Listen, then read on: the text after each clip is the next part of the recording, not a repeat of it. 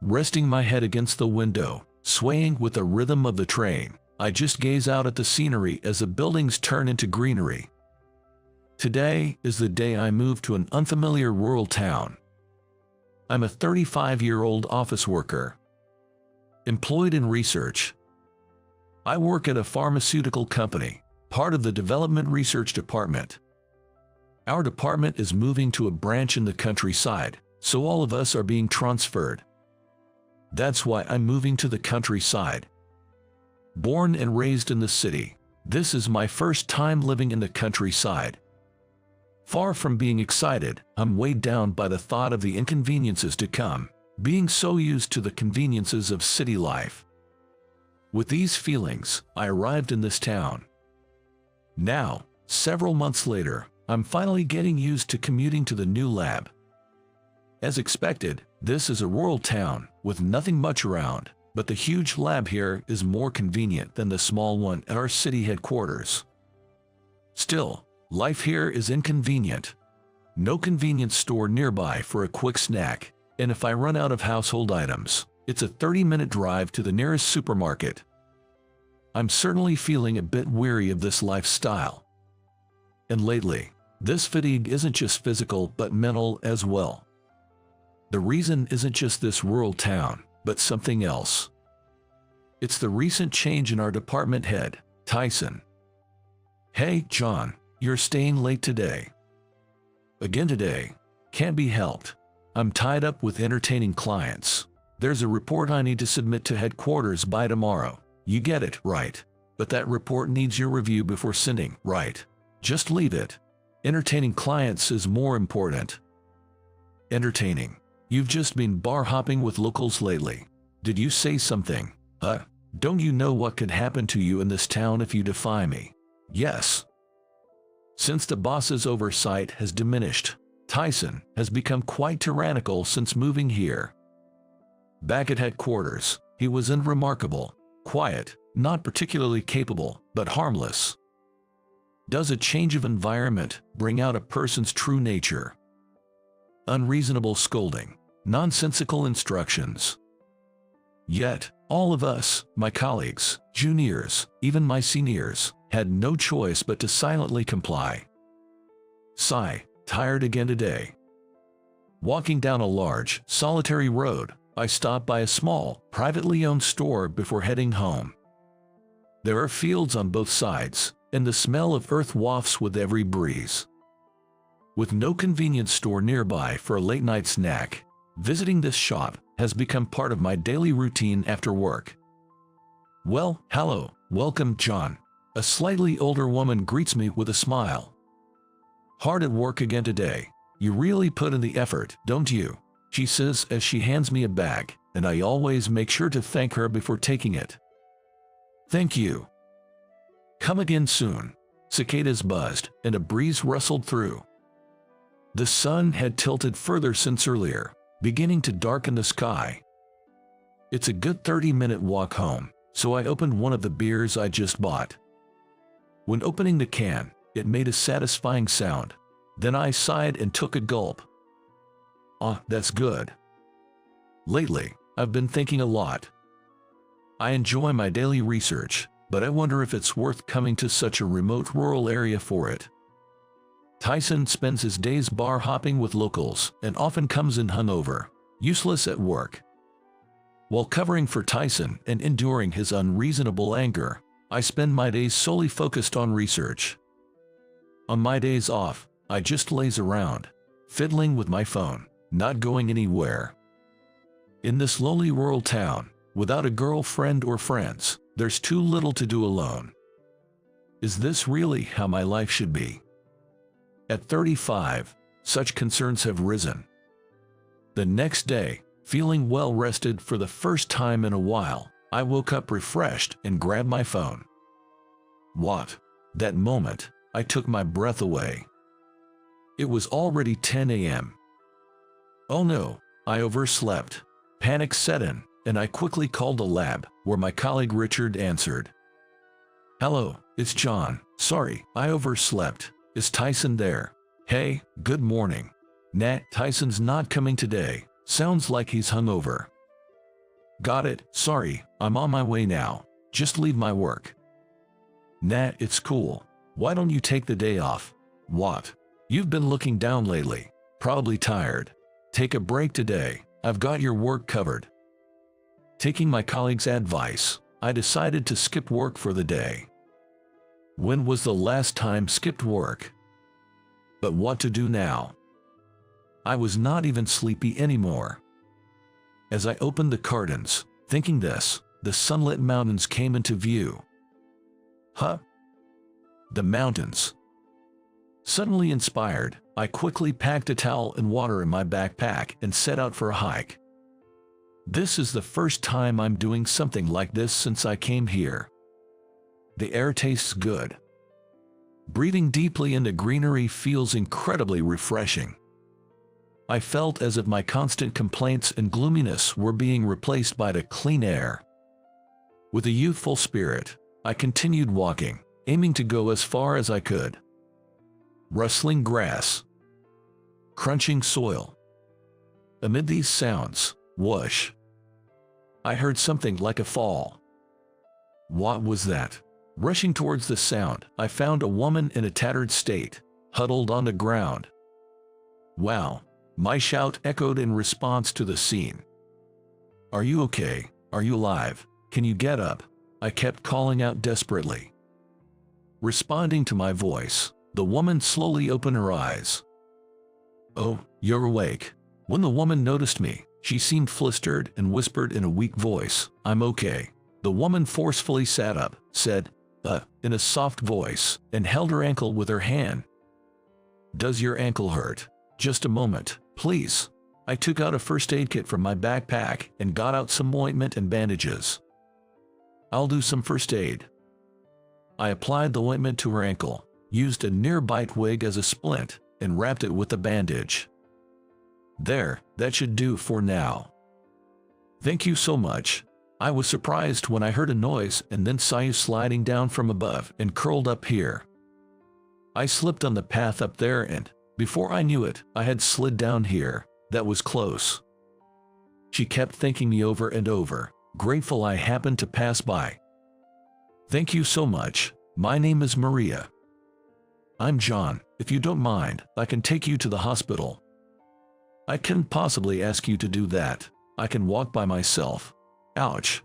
See, you're still in pain. You can't walk like that. Don't force yourself. And don't mind if I smell a bit sweaty. As I said this and squatted down to let her climb on my back, Maria hesitantly got on. I can't believe you're doing all this for me. I'm so sorry. No worries. Carrying her on my back, supporting the backpack with my stomach, we slowly descended the mountain, chatting about various things. Maria had also moved from the city, and today she had taken a day off before starting a new job to visit this mountain. We especially hit it off talking about the differences between city and rural life. Eventually, our conversation shifted to more personal topics. Do you work at that big research lab? Yes, I do. She looked surprised. I moved here after our department transferred from the headquarters. Is that so? After thinking for a bit, she asked me another question. How is your job? Well, I've gotten used to the new workplace, but actually, my boss, his personality has changed lately, and it's been tough. Haha. I ended up telling Maria about how my boss had changed since moving here. How he started acting superior as if he was the top dog, looking down on his subordinates, not doing any work, and using company money to go bar hopping with locals under the guise of business entertainment. It had been a while since I talked to someone outside of work, so I accidentally shared more than I intended. Maria listened quietly and said, "That sounds tough." Feeling I had overshared, I quickly added, "I've been feeling down lately, but coming to the mountain today made me feel refreshed. It's like I can now focus on working together with everyone. Thank you for listening." After our talk, I carried her down the mountain in silence and took her to a small hospital at the foot of the mountain. She assured me she could take a taxi home, so I left. I thought waiting might scare her. By the time I realized, it was already evening. It had been a while since I felt this uplifted in the evening. Thinking of Maria's smile made me feel refreshed on my way home. In the following weeks, life continued as usual, with my work, looking after my juniors, and covering for Tyson. I was getting used to life here, and the warmth of the small rural community grew on me. The kindness in a rural town is something you don't often find in the city. Then, one day, I got a sudden call from headquarters. Had they found out I skipped work to go hiking? Feeling anxious about possibly being fired, I headed to the city. Seeing the towering skyscrapers after a long time made my heart flutter. When I lived there, I never noticed, but the air felt like it was mixed with various things, making my nose feel stuffed. With my heartbeat racing in fear, I calmed myself as I visited the CEO's office at the headquarters. "Excuse me." As I entered, the CEO greeted me with a smile. "Hey, long time no see, John. Have you lost some weight?" Seeing the CEO as usual confused me. I had been expecting to be fired, so it felt like unexpected. The CEO engaged in some small talk for a while, and I went along with it. The main topic didn't seem to come up. What was this meeting about, after all?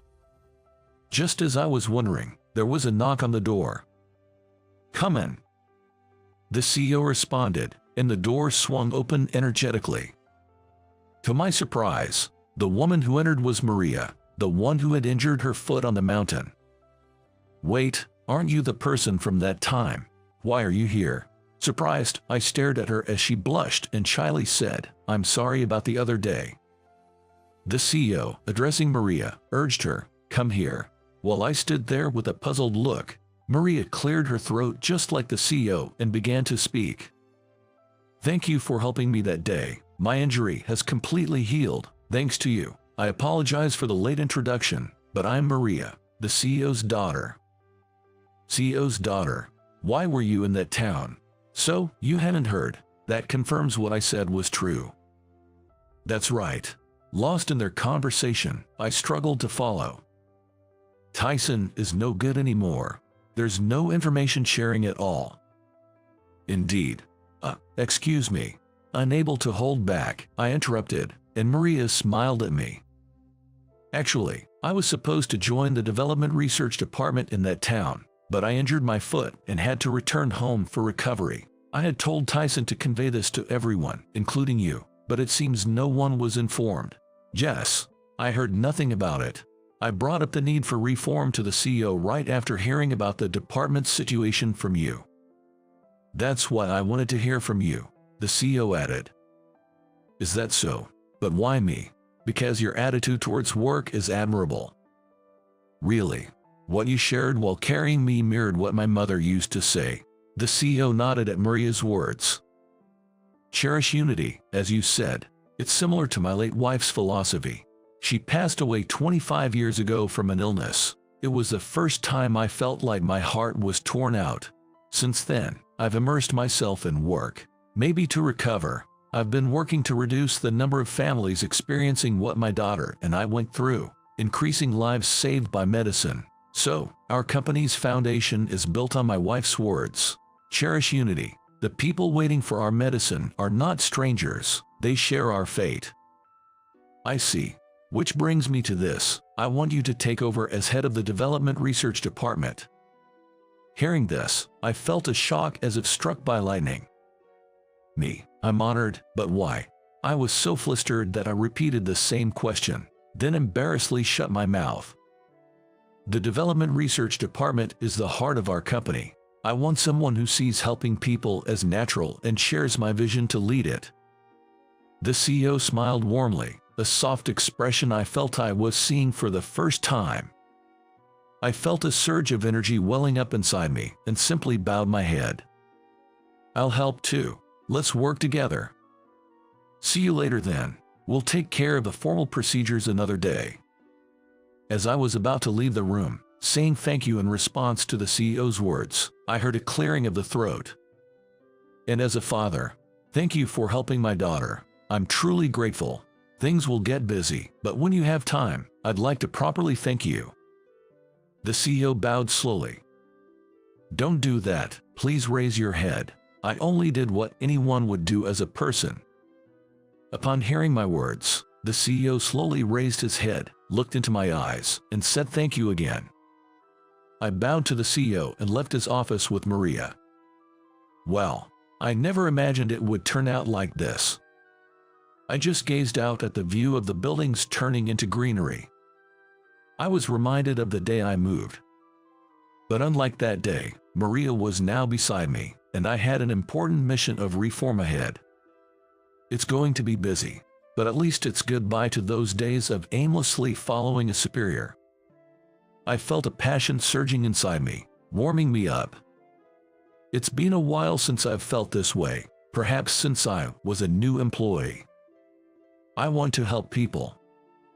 That's why I chose this job and this company, drawn by the CEO's character. I had always wondered if it was the right choice, but now I realize it's not about validating that choice, but about making it right. I'll continue to devote myself to research for others.